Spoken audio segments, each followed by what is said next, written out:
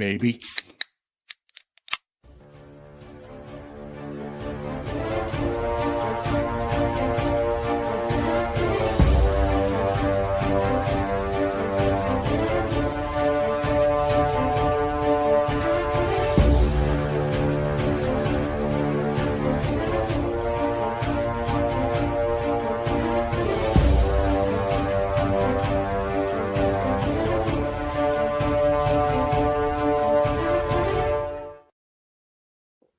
Hey, everybody, welcome back. It's kind of a special edition, but not, of the SCB Steelers Podcast presented by DEK Roofing Inc. of South Florida. We are very, very proud to be part of the Variety Sports Network. And, of course, the show is originating from the Frank Walker Law Studio, otherwise known as my basement, but it's got Frank's name on it now. So thanks, Frank. The reason I say special is because we had all the intentions of taking tonight off simply because of the fact that it was probably going to be our last time off with camp starting next week. We were going to probably do at least a show a week right up through February. And Ian was just rolling back into town. Ben is gone tonight. We think he's probably waiting for Dave Matthews to do an encore of Crash. We're not positive.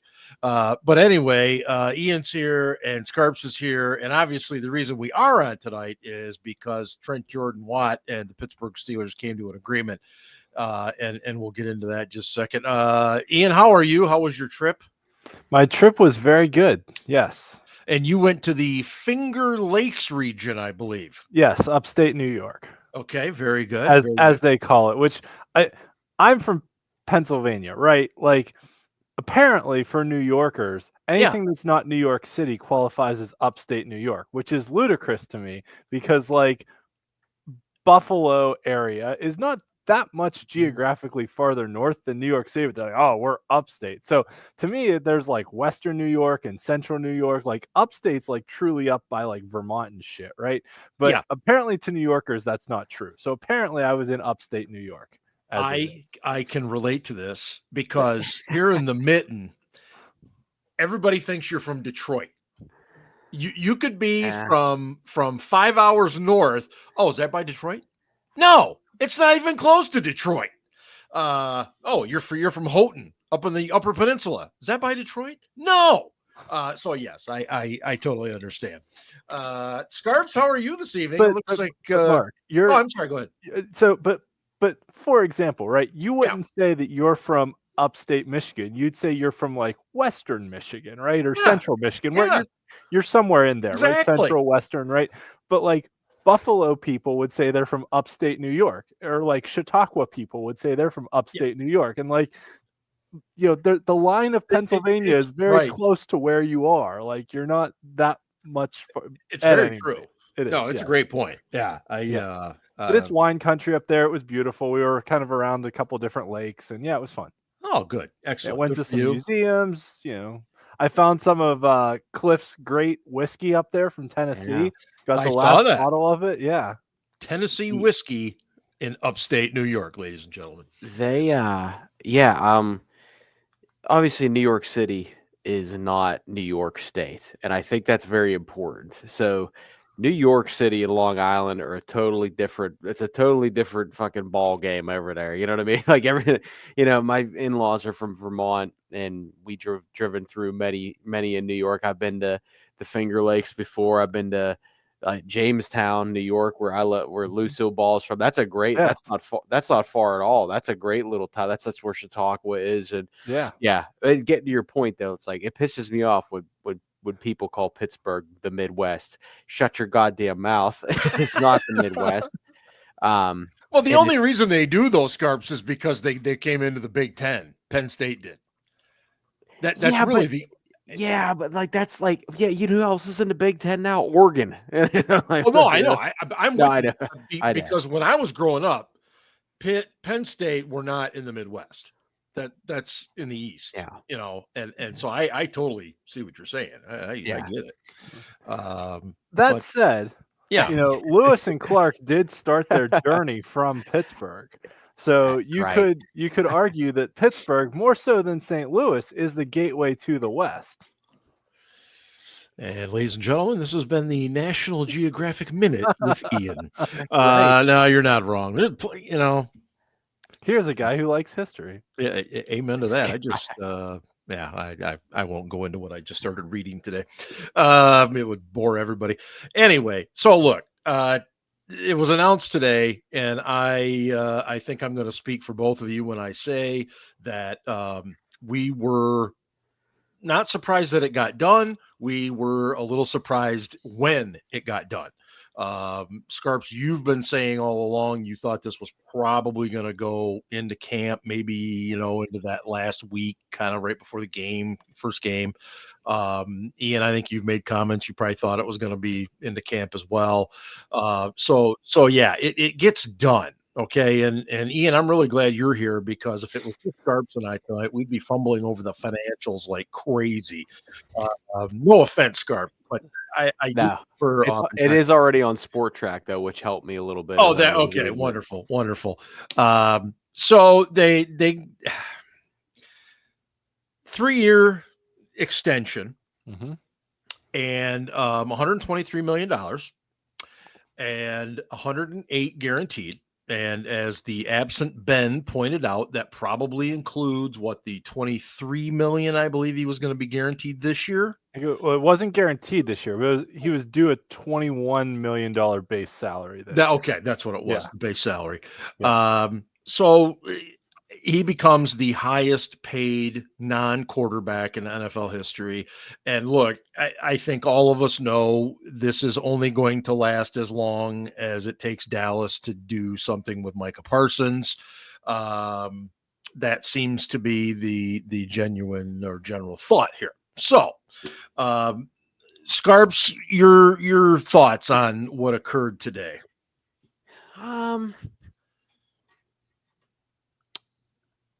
Yeah, you know, I don't know. I guess I don't like. I still feel the same way as I have the whole time. I can understand why they wanted to extend them. Yep. I can understand why fans question that or want to have a conversation about that. You know, what does that mean for the long term? I am a little surprised it got done sooner. Yeah. I really did think that this was going to be something that was not resolved until as we got closer to the start of the regular season. Yep. But you know, I am glad it is over with because now we don't have to talk about it and they can get it out of the way. What's up, Jamie? I mean, I'll bring that up eventually, but it's like, you know, it got done. That's great. I really, you know, at the end of the day, we could like, to me, I'm always about like, how do you measure success?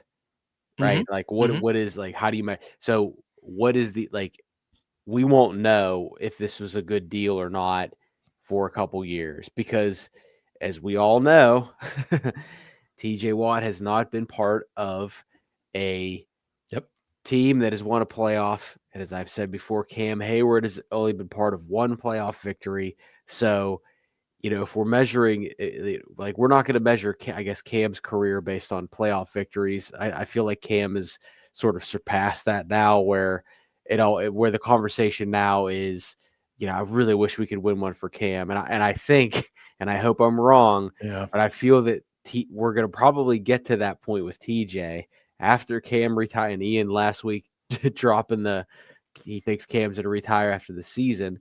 So then we're going to get into that TJ territory where it's going to be like, oh, I wish TJ, we could win for TJ.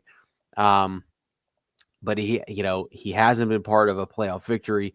So at the end of the day, winning is what matters most. So that's great that he got a deal. I completely understand why they did it. And good for him, because when you're the best at what you do, you should be paid accordingly. But I don't know, as we sit here right now, if it was a good deal or not.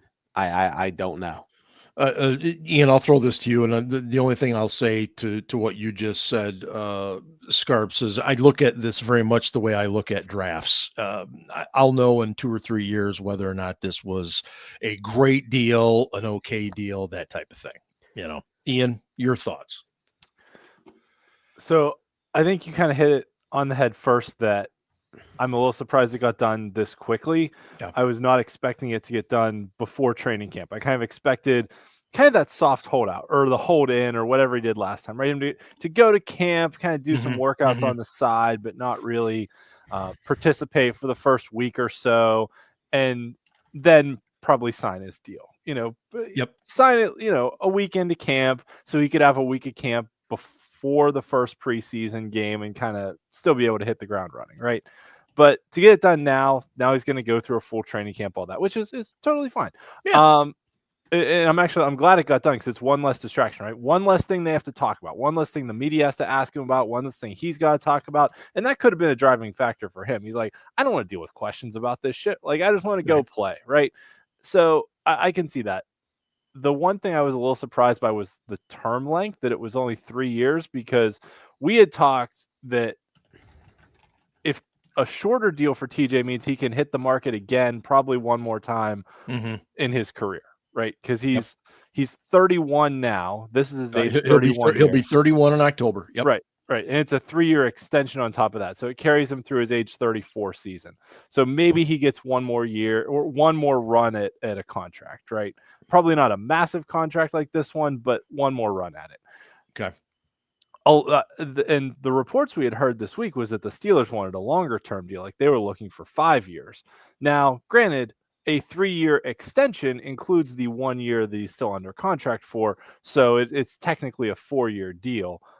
Just kind of moving some money around, right? And the devil's in the details with when the guaranteed money all hits. There were reports this week that the holdup was basically over guaranteed money in year 3, which if you look at the numbers, with 108 million out of 123 fully guaranteed, it's kind of this weird math, because you have to take into account the 21 million he was due this year. So they probably guaranteed that also.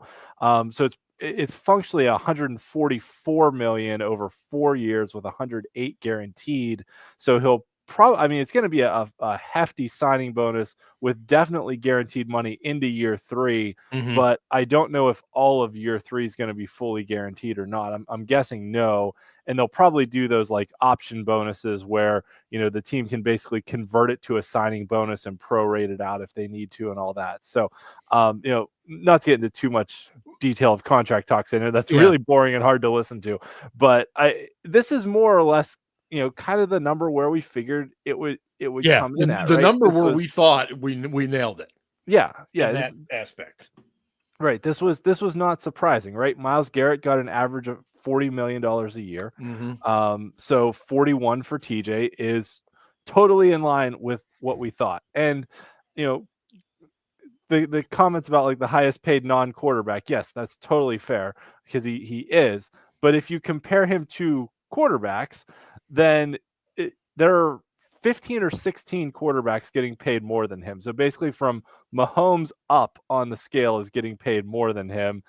Matt Stafford on down is getting paid less than him. But so just as a point of comparison there, like, Kyler Murray, Justin Herbert, other quarterbacks who have never won playoff games, right? Like Trevor Lawrence, who won one playoff game because the Chargers choked it away. Tua's getting $53 million a year. So but didn't Herbert win that? Wasn't that Herbert win that game? No, Herbert blew it. The Chargers. Oh, my bad. You're right. Chargers were way up. The Chargers were way up, and they blew it. Yeah. So I would. Sorry, Ian, go ahead. No, but. We live in a world where Dak Prescott's now getting $60 million a year, and right. So, and as Ben has rightfully pointed out, $41 million a year on average is a lower percentage of the cap than what his last contract was. So this is totally in line with what we thought the market would be. Mm-hmm. And I'm actually glad they got it done. I meant to bring this up last week, but I'm glad they got it done before Trey Hendrickson, Aiden Hutchinson, and Micah Parsons got their deals done, because those would have driven the numbers up even more. I know he wanted to be more than Myles Garrett because the division rivalry and the DPOY stuff and all that, but like, you know, if the Cowboys paid Micah Parsons $42 million a year, like TJ would ask for more than that, right? So it's, as we've said, the way the cap is now, it's better to get deals done early. And the Eagles have done a really good job of this, of signing players with 2 years left on their deal instead of just one, of paying guys sooner, extend guys sooner, because the number's only going to go up in the future. Yeah, I think your points about the salary cap, it's skyrocketing right now, and there doesn't seem to be any slowdown coming whatsoever in it, at least for the next few years. The 3 years was the big shocker to me. Just when I saw it come across, the 3 is what I immediately focused on. And I do want to come back. There were a couple of pretty good questions in the chat earlier. And let's see, Ian, I know you pointed one out. Tyler had a good one. Tyler, okay, I scrolled way too far. Hold on.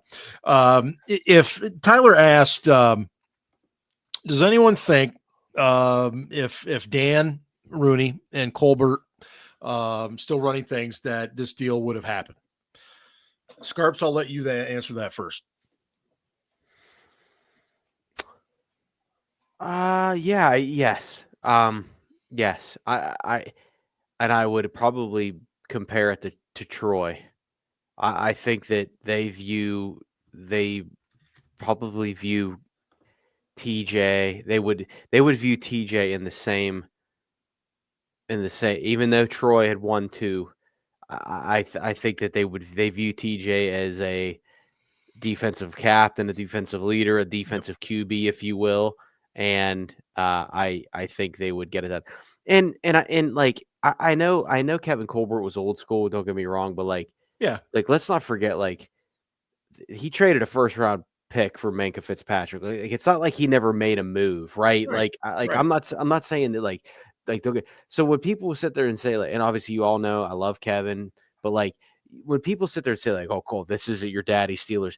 Well, you know, Kevin and Dan, they didn't have this type of, like, that's the other thing. They didn't have this type of fucking salary cap. They're like, like every year it's going up. I mean, shit, like the salary caps has to have increased by $100 million over the last 10 years, 10 to 15. Maybe I'm stupid. I'm sorry. I've had a couple drinks, but like We've had some drinks. I swear the salary cap used to be like here, So Ryan, I just looked it up. The salary cap in 2015 was 143 million and change. And it's what right now? Probably 100 million more than that, right? I think it's at least. Yeah. It is. Hold on. It's 279 million. Oh my god. Yeah. So okay, so like it's not hasn't even it's $150 million increase. Yeah. It's almost doubled. Yes. It's basically Yeah. So what I want to say what I want to say is so Omar is in this. I appreciate that Omar is using the cap to the best of he's he's utilizing the cap as best as possible. I think so. When I don't know what Omar would have done 10, 15 years ago when the cap was at a different situation. I mean, I know Omar would have re-signed Troy, but like it's like I don't think it matters if it was Kevin Colbert and Dan Rooney there. I think they would have wanted to keep TJ.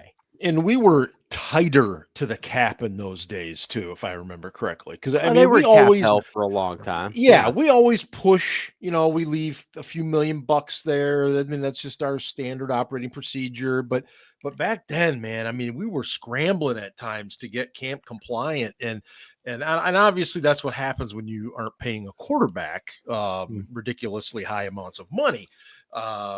So yeah, the numbers are just astronomical, and But again, I come back to that third year thing. But I had a point on this. Yeah, go ahead, Ian. Answer that question. Yeah. So good, Tyler. Good question. Thanks for chiming in tonight and enjoying the show. I think the one thing I will point out that's different is that under the Kevin Colbert era, up through the, I'm going to throw out the 2020 year because that was just a weird year, crazy. and the cap was flat, the COVID shit, all that, right? So I think the one thing that Colbert was kind of a calling card of his GM tenure was only guaranteeing money in year one, right? The only guarantees you got was what you got in your signing bonus.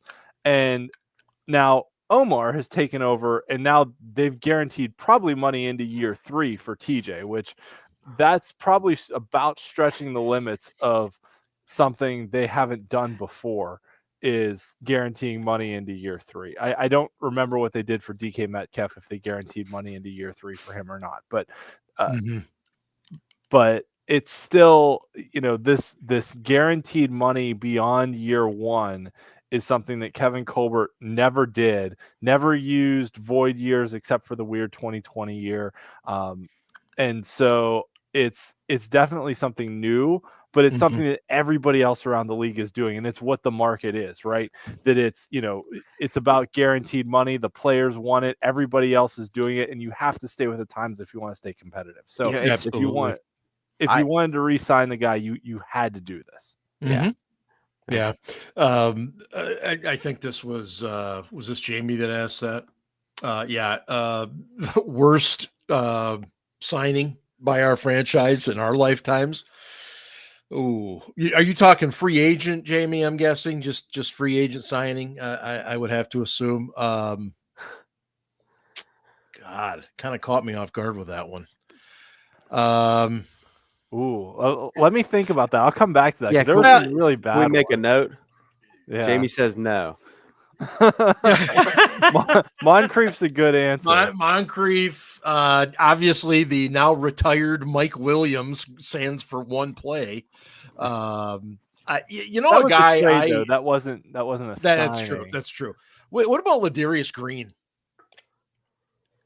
He had. I thought he was going to be so much more, but he had head he did issues. have some health problems, didn't he? He had that's yeah, that's true. And he had that one monster game against the Giants. He did, and then he got popped the next week. Yep. On a play, and that was it. Yeah, no, you're right. Can we say Mitch Trubisky? You certainly just did. I mean, that's. I understand why they signed him, but he sucked ass. He was terrible. You know what though? At least I think the biggest, and maybe I'm wrong here, but I think in the grand scheme of things, they have never signed a free agent to some huge deal, because that's even with Omar. I mean, they traded for DK Metcalf, right? They traded for DK Metcalf. Right. They traded for Jonnu Smith. They traded for Jalen Ramsey. But this team never makes that free agent splash, right? And I think that's helped them avoid these situations, because I think Ladarius Green was I think that was kind of a bigger free agent deal for them, but it wasn't. Yeah. But it wasn't it was oh my God, I can't believe they did this. So when they even if they do sign guys in free agency that aren't that great, it's even the Mitch Trubisky, it was 2 years, $10 million. It's no biggie. The grand scheme of things, who gives a shit? Yeah. But what if I'm trying to think of another team. Green was a 4-year, $20 million contract, which at that time was pretty solid. Yeah, I mean, pretty good size. In the grand scheme of things, back then it probably was, but now that's chump change. Mitch, big time. Mitch 2 for 10. I was gonna. It's good. Well, I want to go back to Watt just for a few minutes. I'm trying to sprinkle in a few of the questions and stuff here too. And Vinny, no doubt, James Ferrier, he would be probably my best free agent signing of all time. I think when you just look at the overall picture, but how about Morgan Burnett? Because that dude for God, spewed to the media all the dirt from the locker room. Like, not only did he was terrible. You might be right. So, still, Dad, maybe I can. I'll help you out here for a sec. Not that you need help, but just. I want to, my friend. I wanted to bring this up. I think this is a good question because our guy Mark Malone brought this up about. Mark Malone said he expects Watt to have 17 sacks, 4 forced fumbles a year for the next couple of years, and I think that's a good. I think that 5 forced fumbles, 17 sacks a year for the next 4 years, and I think that's a good question. Is what are our expectations for TJ Watt? Well, I wrote about this today for the site Steel City Blitz. That's a plug. Plug it up. I perfectly led me into that. I did. Once the news broke, I sat down and I wrote that up, and that was my first thought is, what are we going to be talking about in 2 or 3 years from now? Is this a great deal, a good deal? Oh my God, it turns out to be terrible. I mean, we're not going to know yet, so we can't get too far ahead of it. But that's what I was thinking too, along the same lines as Mark Malone here. What's this going to look like? I don't want to speak for you guys, but I would sign up for 17 sacks and 5 forced fumbles. Yeah. I would sign up for that. 1,000,000%. Yeah. Absolutely. Yeah. Yeah. And I think I don't have it right in front of me right now, but what were he had 11.5 sacks last year? Yeah, that sounds right. Yeah. And then how many forced fumbles? 6, maybe. It seems like it was 5 or 6. Yeah, he was close to the league lead though. Like he for a long time he was leading the league. I don't know if he ended up at the end leading, but I know he was for a long time. Vinny, this is a fair question too in terms of longevity. Just asking, is he going to have that type of longevity? He had 6 forced fumbles, and that did lead the league. Okay, excellent. Excellent. Thank you. And this isn't a knock on Cam or anything else because Cam has played hurt and has been hurt. I don't see TJ getting that type of longevity just because the wear and tear on him is more significant. Just from the bending, the speed, the quickness, the power, the speed to power ratio stuff. And again, I'm not slighting Cam by any stretch there. I just don't think he'll play as long as Cam. That's just my 2 cents on that. This was one of my concerns about the contract or the length of the contract or the guarantee of the contract is that, and I looked this up earlier, is that I think we need to reel in our expectations for TJ. And I know he's built different. I hate myself, but since sacks became an official stat in 1982, no one aged 31 or older has had multiple seasons with 15 or more sacks. There's 11. So it would be a very tall order. There's 11 players who have done it one time. Yeah. Khalil Mack did it 2023. Robert Quinn 2021. Robert Mathis 2013. Didn't John Abraham or no? Abraham had like 11 and 12. He was in the double digits, but I don't think he got to 15. Remember Jason Babin? Yeah, he's like a Western Michigan Bronco. 2 year, like a 2 year big sack guy. Other than that, now Joey Porter in 08, Michael Strahan, Trace Armstrong, Chris Dolman, Kevin Green, Reggie White, and then a guy named Fred Dean. So the point is now, and it is you lower that bar from 15, you start to see more players have multi-years with, like Kevin Green is a great example. He really excelled as he was older. So my point being is, fair point by Mark Malone in the chat that we play 17 games. Yes, you got to consider. Okay. So fair point. But the reason I picked 15 sacks per season is because TJ Watt averages like almost 0.9 sacks per game, which puts him on pace for 15. Yeah. But I also think it's unrealistic to expect him to produce multi-15, even with an extra game. Yeah. I think it's unrealistic to expect him to do that. So that being said, you've made him the highest non-paid quarterback in the league, but realistically, based on history and longevity, he's probably not going to do that. Is he going to get 11, 12, 13? Yes. Is that good enough? I actually probably think it is, as long as they win. But I'll tell you this, if they still aren't winning playoff games, and TJ's only getting, 11, 12 sacks, and he's getting taken out of the game like he did the last month of last year, I think it's not going to be good based on perception. So perception is everything.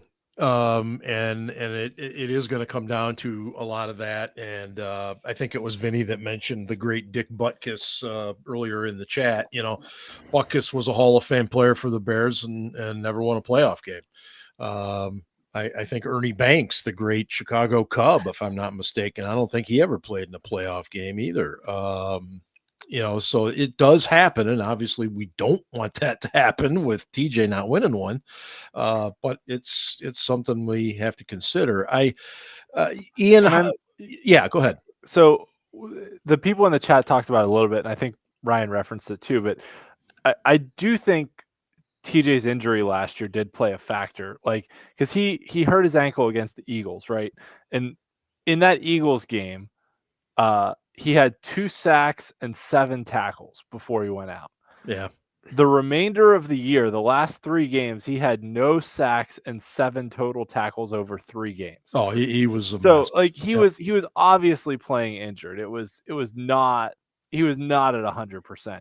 But I think when you have 100% TJ Watt, I mean, you've seen what he can do, and really even some of those numbers are a little bit of a misnomer, because there were 2 or 3 sacks he had against the Falcons in the season opener that they threw offsides flags against him, and then they showed the replay and no, he actually wasn't offsides. He just timed the snap that's count right. that well. I forgot about that. So there was a couple plays last year that probably could have padded those stat totals a little bit that just got taken away from him. But that's football, that's life, that shit happens, right? Yes. I'm not going to sit here and say he should have had 14 sacks, but when he's at the top of his game, he can be that absolutely dominant player.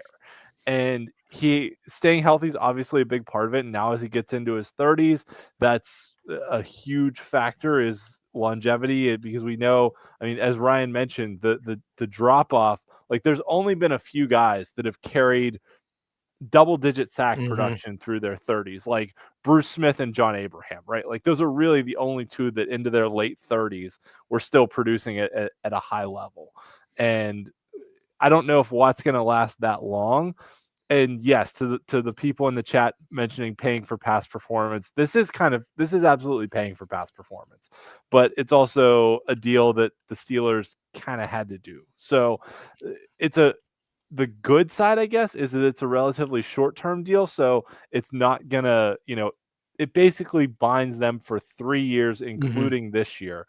That the 4th year, the final year of the extension, probably has no guaranteed money in it.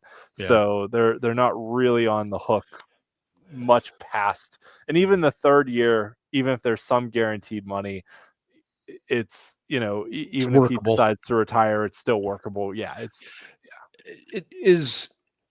Yeah. I thought, Yinzer Gear brings up a great point. 3 years makes it far more comfortable. Yeah. For sure. We were obviously talking about this in our chat today after this news broke, and I'm really curious to see how they use him over the next 3 years. And I think that's going to start now. And, Ben, who again is probably got his lighter up right now to a Dave Matthews song. Maybe he was at the Coldplay concert. Oh, that's right. Maybe he was next to that guy that's getting all that attention. Yeah. And girl. And just, he made the point that, maybe they don't use him on first down as often. Maybe that's why they got Jack Sawyer, because Sawyer's strength is setting the edge. It's not rushing the passer. And, now will teams adjust to that? Obviously they will.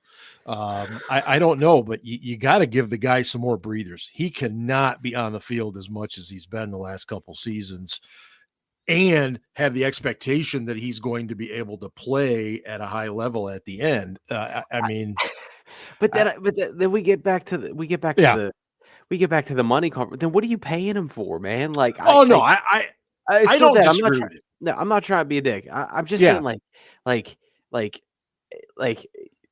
these, like, it's not the same league, but like we laugh about like load management in the NBA, right? Like these guys play 60 of 82 games and make buku bucks. Like, and I'm not suggesting that. No. But I just like, and then like my Super 70 Sports, which is an unbelievable follow. Oh, he's good. Yep. He's like such a Jordan. He's like a Jordan truther, and I'm a Mike guy. Don't get me wrong, but like Mike always played like 82 games. Like Mike played 82, even when even like his final year with the Wizards, like he played like 82 games. Like but like I sit there and think, it's like, okay, now I'm not saying he has to play 100% of the snaps, but like back to last year. Do I think he was hurt in the end? Yes, I do. Yeah. But 4 teams played 3 games in 11 days: the Steelers, the Texans, the Chiefs, and the Ravens. And then I believe every team in the league plays 3 games in 11 days one time at least, because of the new schedules with Thursday night and that shit. So like that was like a Yinzer catnip. It was like a talking point. It was just everybody had to sit down and go, hey, we got to fucking play. We got to play 3 games in 11 days. And I want to sit there and be like, you know what? Then why did you trot them out against Baltimore the following week? Like, I know you wanted to win the division, but also at the same time, you were 10-4 after the Philly game. And you probably could have got them healthy to beat the Chiefs at home. And then, oh, by the way, we lost to the shitty Bengals at home, who had no defense, and we couldn't do anything. Here's my point is, like, I would rather he sit out for a game because he's hurt than and I know it. Like, I appreciate, obviously Ben isn't here. Ben, Dave Matthews concert, but like Ben saying that at the beginning, it's like, I'm sorry, but like, no offense to, sorry, Aaron, but no offense to Jack Sawyer, but like, I'm not really big on Jack Sawyer being in on rundowns so TJ Watt can get an extra fucking breather. He's got $123 million more guaranteed dollars. Like, put his ass out there. Like, what are we doing?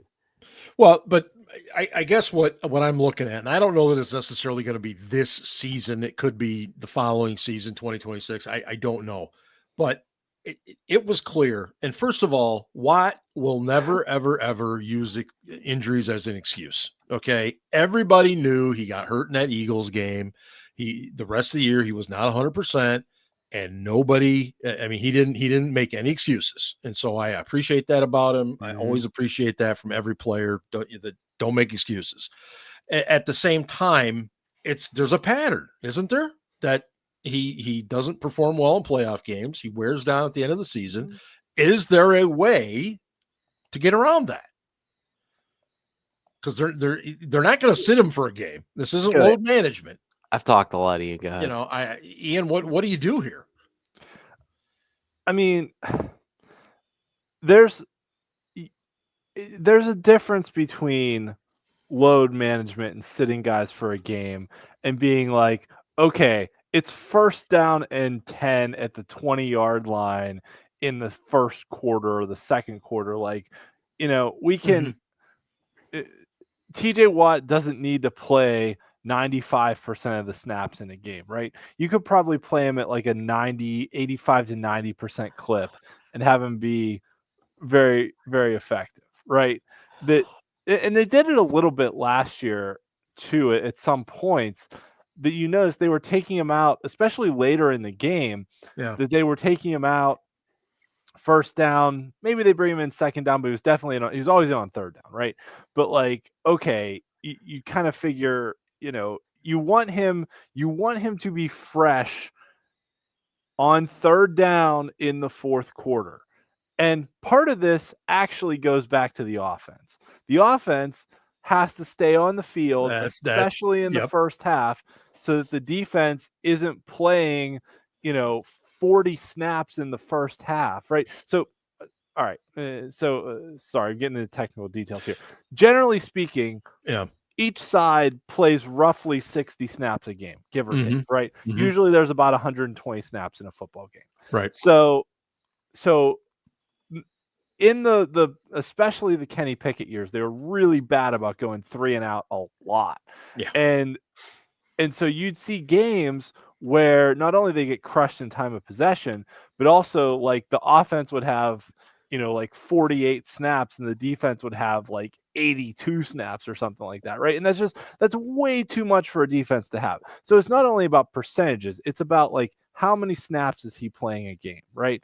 And not only how many snaps is TJ playing, but how many snaps is the whole defense playing? If your whole defense goes into the fourth quarter already having played 60 snaps, like they're going to be tired, right? If your defense goes into the fourth quarter only having played 40 snaps because the offense puts together drives that, Chris Boswell is good enough. If you get across midfield, you're at least in field goal range. Like, give it a shot, right?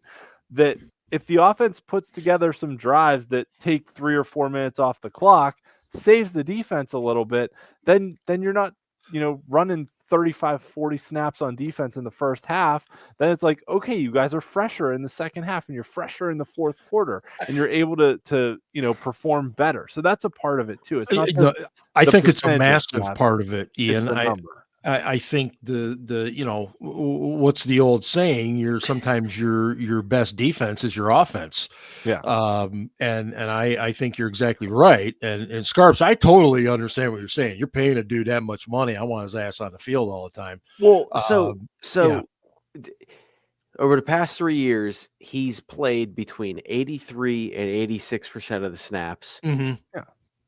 Okay, if that stays the same, I'm fine with that. I feel like if it dips below that, it's kind of like why did you pay him all that money? And then you look at it, and he averages in 4 playoff games, he averages 89.1% of snaps, which is 4 to 5% more snaps. And he's actually worse when he plays more snaps in the postseason. And I don't. Vinny, that's a good question. I could look it up right now. But I just Ian and to Ian and your point and still that, and even Ben's like, does he have to play first down? First down, 1st and 10, first quarter. No, but I'm going to tell you this right now. If I'm and believe me, because I this might not be true because I've had to deal with Matt Canada and Arthur Smith for years now. But I'm going to tell you this. If I walk out onto the field and I'm an experienced QB and I don't see TJ Watt on first down, and I know this is blasphemy to think about this, but because Steelers don't throw the ball on first down. Right. I know where you're going. I'm probably going to fucking throw the ball on first down. So as much as he Vinny, he has never played 100% of the snaps in a game. So it's like if you don't him being out there, like you have to account for him, right? Yeah. And teams at the end of the year realize that maybe he's hurt, but also if we do this, we can neutralize him. If we do that, we can neutralize him. And then it gets to is he going to go to the other side of the formation? Is he going to move around and hate him or not, or whatever you want to, say? Myles Garrett moves around the formation. He's in this gap. He's in that gap. He's on that side. He's on this side. And I'm not, and I always hate comparing both because I think they're both great, but if they don't figure out ways to get him in positions to succeed, I really do think teams with experienced quarterbacks and teams with good coaching staffs are going to exploit that. And I want to bring this up real quick because I saw this reel the other night. Tom Brady was, and this is not new, but Tom Brady was talking about the Chiefs Super Bowl when he was with the Bucks, and he talked about being in the film room on a Friday night the week before the Super Bowl, not days, the week before the Super Bowl. And he's like, and I'm watching film, and he's like, and I fucking knew when I got out there, I knew where Tyrann Mathieu was going to be. I knew where Dan Sorensen was going to be. I knew where Travarius Ward was going to be. And he's like, that was my specialty. He's like, oh, I didn't have the best arm. I didn't have this. I knew what the defense is going to do. Now, I'm not saying anybody in the league right now, quarterback-wise, is as good as Tom, but we got some pretty decent dudes in our division. Joe Burrow and Lamar Jackson, and I know everybody shits on Lamar because, the Steelers do certainly have his number to an extent, although he did look pretty good. He looked pretty good in that playoff game last year, but so did Derrick Henry. But, a guy like Burrow who I like and I respect, and you start to see these shows behind the scenes, like Joe Burrow is like a perfectionist, right? Like he wants people on time. He honestly, watching those clips, he reminds me like Brady getting pissed off. I'm not saying he's Tom Brady, but I'm saying he's locked in. Manning was the same way too. So if you get an experienced quarterback, and maybe Rodgers is that for us now, right? Rodgers sees something, he knows, great. But like if TJ Watt's not on the field, and Terrell Austin or Tomlin or whoever are putting him in the right position to succeed, they're gonna win. The other team is gonna win on that down. We heard Mike Tomlin talk about changes, and to the point we've made it several times on the show, and I think Vinny just brought it up again. Watt has said, okay, maybe I got to be more open to it, but he's also said I like being on the left side. Something's got to give. You just try it, see what happens. Put him in the gap somewhere and a random down. But of course that means everybody else has got to stick to their responsibilities and understand what their job is too. Ian, you had a couple other points. Yeah. So building on what you just said, one of the things they could do is actually go with that 3 outside linebacker look with Highsmith and Herbig on the outside and move TJ around somewhere else. It's kind of that like joker linebacker role that they've experimented with that in the past with other guys. But now that if it's a pass rushing down, you can plug Herbig in there and what he's going to give you as a pass rusher, and you can kind of move Watt around a little bit, which wouldn't be the worst idea in the world.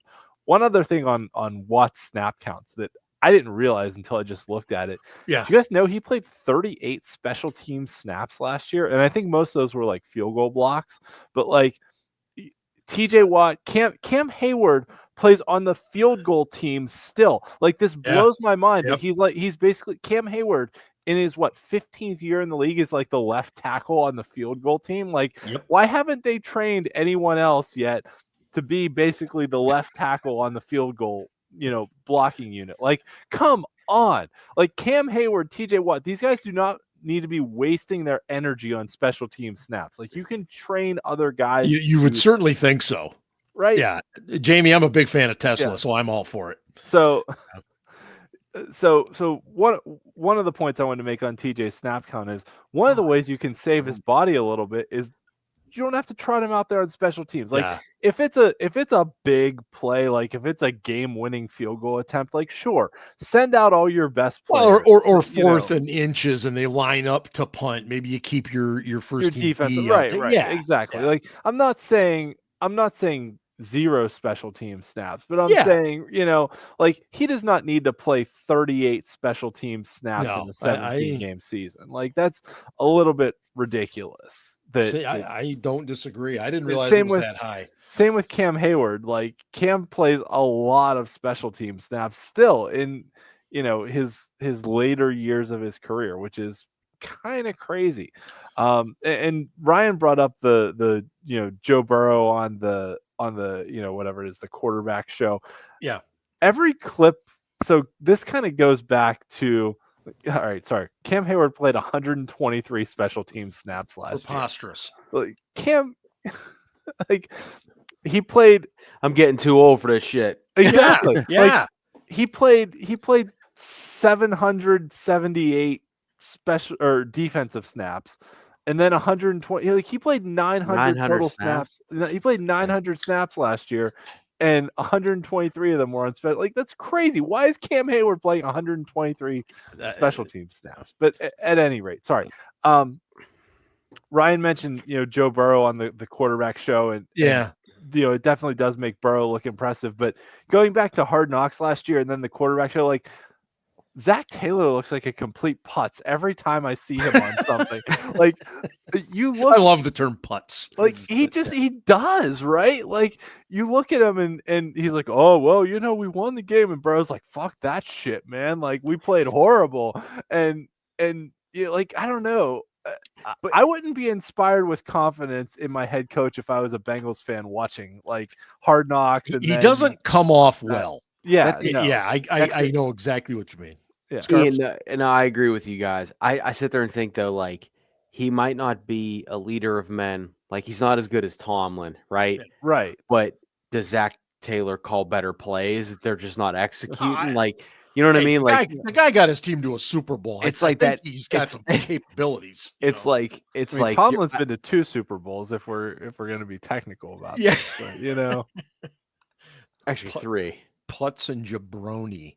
3 with that's Tampa true. Bay. 3 1 with Tampa Bay. That's true. It was fun. It was funny. This it's PFSN. I don't know what that is.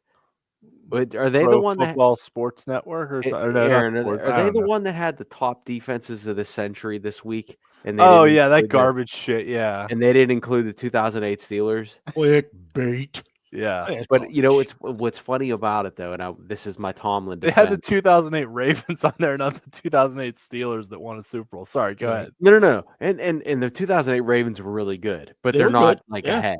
But I would argue that the top 3 defenses this century are the 2000 Ravens.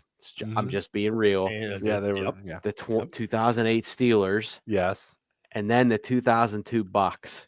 Yeah, that D was good. And what guy is part of two of those 3? Well, he's part of all 3. No, I'm sorry. What part of 2 of 3? 2 of 3. Mike Tomlin. Yeah. So, but the guy doesn't know how to fucking coach in the playoff. Like it's just like it's so bizarre. It's Christ. I can't do this show with Ian's comments. But Mark's the one that said it, not me. Oh, well, he gets it. I like softball. Does this? I mean, was this a domino move though? I mean, now does Omar Khan start looking at a potential actual number 2 receiver? I tend to believe they're not done in the secondary. I think with the number of safeties that are available, because I was doing the preview the other day for safeties, and I'm like, who in the hell's going to play free safety? I don't know. It might be Jalen Ramsey, right? I don't know who's playing free safety on this team. I really agree. don't either. And there are guys still out there that you could sign. And free safeties have come pretty cheap in free agency the last couple years, or safeties as a whole, right? Like Jesse Bates took a long time to sign. And he's like one of the best safeties in the league. It's crazy how down the safety market is. It is. And we talked about it last week. Julian Blackmon, Justin Simmons is available. For the free safety types, obviously, because there's no way you're going to put Juan Thornhill. No, he's not a free safety. No. So if that's their plan, to Jalen Ramsey's the free safety, then okay. And I guess we'll find out, in the next 10 days when they get to camp and they start rolling them out there on the field. But anyway, Scarps, do you think the other? Oh, sorry. No, go ahead. Yes. Okay. The other thing I'll mention though is like we all knew this TJ Watt deal had to get done, right? Yeah. Oh yeah. So maybe, and I'm speculating, but maybe they were waiting to see what the final financials were on the Watt deal before they signed some other guys. So like, we want to see how much cap room we have left. Like, how much are we going to have to guarantee TJ Watt in the first year to get this thing done? So how much cap room are we going to have left then? And okay, maybe we'll go out and sign a safety. We'll sign a number 2 wide receiver. Given their history last year, I'm not confident that they will sign a number 2 wide receiver. They might just roll into this year with Robert Woods and Calvin Austin, which is dumb, but I wouldn't put it beyond this team. But there are safeties out there that can play free safety that they could go sign for not that much money right now. So I think that's probably the more important one to go after in the week we have left before they get to Latrobe. Yeah, I agree with you. That's the more important. And Jamie says, could Ramsey pull the Rod Woodson? We've seen other guys do it as well. Didn't Carnell Lake make a pretty nice switch to safety for a little while? Yeah, his son's a pretty good player too for the Rams right now. Yeah, so I mean, it's possible. I guess maybe we just haven't seen the body of work at the NFL level from Ramsey, because he did do it at Florida State. He did play some free safety there. I don't know how much he's actually played in the NFL. But look, he's an athlete. He's a grown-ass man. I'm sure he could probably pull it off. And at this point, like, you tell Jalen Ramsey, like, go back there and ball hawk. Like, he's been around long enough. He has always been an elite recognizer of route patterns and been able to jump things. Like that interception he made against us in the playoffs when he was in Jacksonville, like he came off his guy to pick that ball off. Oh yeah. Like that. Ben threw that ball thinking Ramsey's going to stay with his guy, and Ramsey saw it and came off his guy to pick that ball off. So it's, Ramsey's always been an elite recognizer of route combinations and where the ball is going to go. So, like, I think he could definitely do it, but I wouldn't trust him as a full season free safety either. Like, that's my point. Yeah, they need to go out and sign somebody other than Jog Thornhill. Jog Thornhill. That was his nickname in Cleveland, apparently, was Jog Thornhill. Look at Jamie out here dropping names. He met Carnell Lake at the Indiana PA Mall. Indiana, PA. It's the Clarks came together at Indiana University of PA, I believe. Jimmy Stewart was from Indiana, PA. Oh, Jimmy Stewart. Oh, yeah, that's right. Yeah, It's a Wonderful Life and many other movies. Right. I actually went to the It's a Wonderful Life Museum in Seneca Falls this week. How wonderful was it? It was pretty cool, actually. It was neat. Yeah, they had a lot of like. I appreciate that, Chuck. It was neat. They had they had a lot of like letters written by cast members and like other stuff, like pieces of the script. And apparently there's only like 4 remaining props from the actual movie, and they had some of them there, so that was cool. And the bridge where they filmed like the bridge scene is like right down the road, so you could go there, and you can't jump off it, obviously. But you wouldn't jump. No, but actually, all right. Sorry, I'm gonna tangent here. So apparently, there was actually a guy in Seneca Falls, New York, who he was an Italian immigrant in like the 1920s, but there was a lady who jumped off the bridge trying to commit suicide, and he jumped in after her and rescued her, but he died. They raised a bunch of money, and like there's a plaque on the bridge like dedicated to him. And when Frank Capra, the director, had like been through Seneca Falls and like saw the plaque and heard the story, so apparently like that part wasn't in the original script for It's a Wonderful Life, but after he heard the story, he wrote that into the script of like him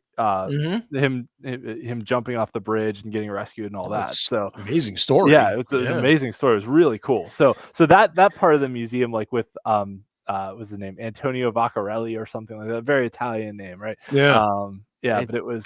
Did you say Antonio Brownarelli? No. Ryan's getting triggered over here. No, hold on. Casey in a minute. So the Steelers will report coming up next week, the 23rd, and then they'll be on the field for the general public, I believe, on the 24th, right? I believe that's the first day of camp. What did we think of Shane Gillis on the ESPYs last night? I was traveling, so I just saw the clips on Twitter. I mean, I thought I really appreciated the Norm Macdonald throwback joke with O.J. Simpson. That was really good.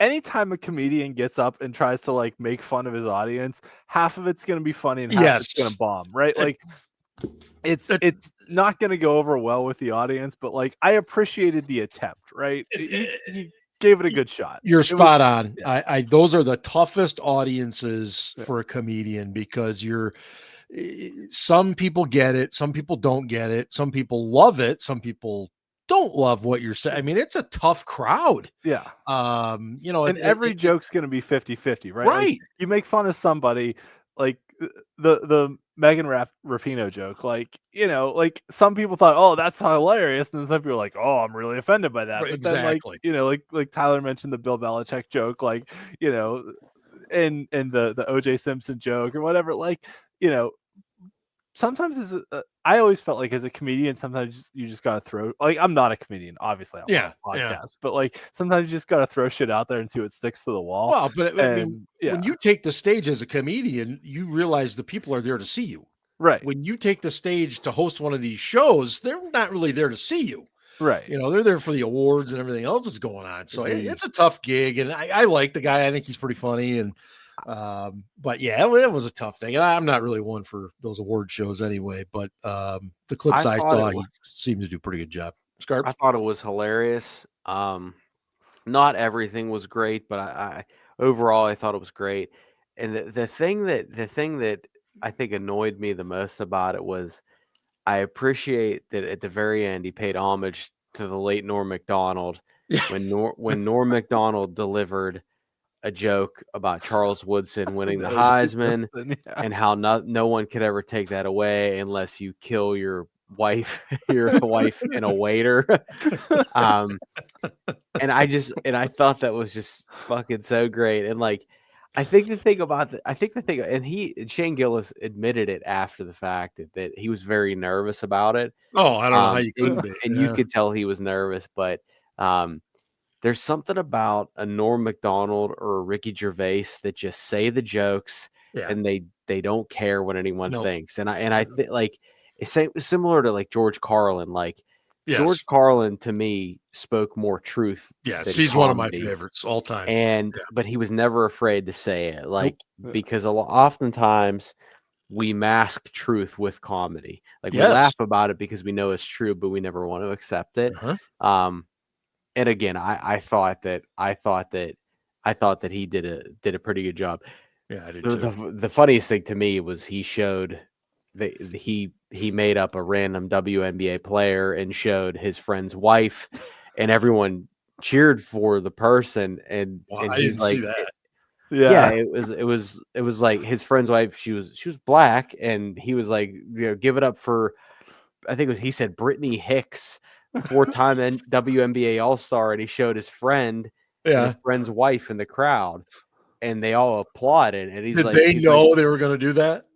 No, and like everybody applauded. He's like, I'm just kidding. He goes, that's my friend's wife. He goes, I just did it to show that you don't know any WNBA players. Like, that's fucking funny. Like, that is so funny. Obviously him and his friend and his friend's wife were in on it. But right, okay, that's what I was asking. Yeah. And comedy is subjective. Yes, it is. Like, people don't think I'm funny, but I know I'm fucking hilarious. So everybody, you're a stitch, buddy. Speaking of, are we ready for Casey Kasem? I think we could do this. Oh God, let her rip. This was on a fly. I know. Hold on, let me find it. That's what she said. Great. Casey is coast to coast, American Top 40. Hello, everyone, and welcome to the week that was July 17th, 1996. Our favorite correspondent, Ryan, is back with us again this week, and he writes, Dear Casey, come here, Steelers, and dig this crazy scene. He's not too fancy, but his line is pretty clean. He ain't no drag. TJ's got a brand new bag.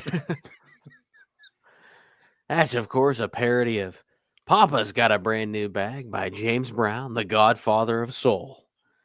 Not to be confused with Antonio Brown, the godfather of ass soul.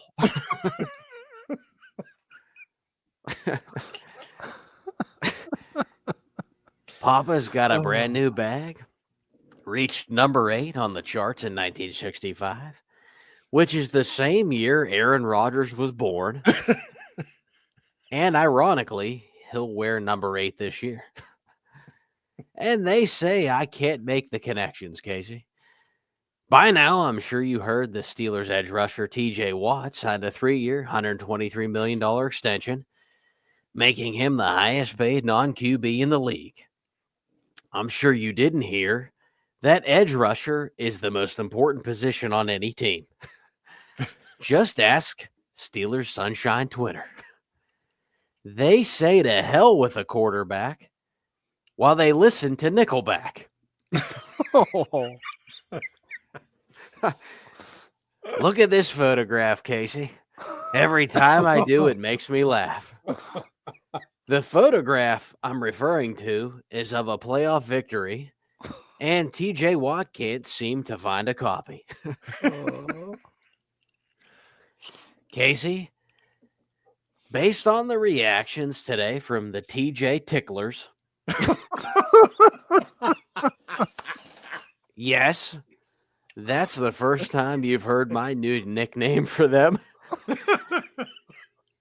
You would have thought that the Steelers won the Super Bowl, but no, they were celebrating TJ getting his bag. The irony is that they've been telling fans who dare to ask questions about signing a 31-year-old to an extension that it's not their money, but they've been taking victory laps on Twitter today like they were the ones who negotiated the deal. Modern day Aaron Brockoviches. Wow. And this is why I continue to say that there are Steelers fans, and then there are fans of Steelers. There's a difference, and I think the easiest way to spot that difference is simply by determining if the fans started watching this team during Obama's second term. I have no problem with being excited about TJ potentially being a Steeler for life, as long as there's this thing called winning that comes with it. Casey, take a journey with me. The year is 2028. TJ is going into his final year of his current deal. He still hasn't won a playoff game, but he has plenty of stats. And the TJ Ticklers are once again pounding the table to pay the man. Oh, God. Casey, I can't wait. See-ins at the crossroads. Well, Ryan, keep your feet on the ground and keep reaching for the stars and keep your radio tuned right where it is. Down 2 spots to number 5 this week. Here's Bone Thugs and Harmony with The Crossroads. Bone Thugs and Harmony. Wow. Oh. And I'm going to miss everybody. And I'm going to miss everybody. That's a great song. Love Bone Thugs and Harmony. So is it official? Wow. Is it official? We're going with TJ's Ticklers? Oh, 1,000,000%. It'll come out on Twitter tomorrow. Love it. The Kenny Sexuals, the TJ Ticklers. We got a running tally. And Ryan, you threw that together in like the last 2 hours. Yeah, that was pretty good. Like, we weren't going to do this tonight. It was actually, I started at 9:33. So outstanding. That was awesome. Hey, glad we could get together tonight. Like I said in the beginning, we kind of planned to be off tonight, but TJ and the Steelers had other plans, and that's just fine. It's great being with you guys. Thanks to everybody in the chat. I believe all of the training camp previews are out there on steelcityblitz.com, just breaking down the players and the positions and all that good stuff. So check that out. And of course, we will be back, I think, with the entire band. No telling what Ben's doing. So anyway, we should be back next week. And hey, don't forget, guys. My drink, because you said band, and I immediately thought the Ben Matthews Band. Go Steelers. Hey, Ben's not here, so I gotta say I have a microphone and you don't. No, I'm kidding. Ravens suck. Out.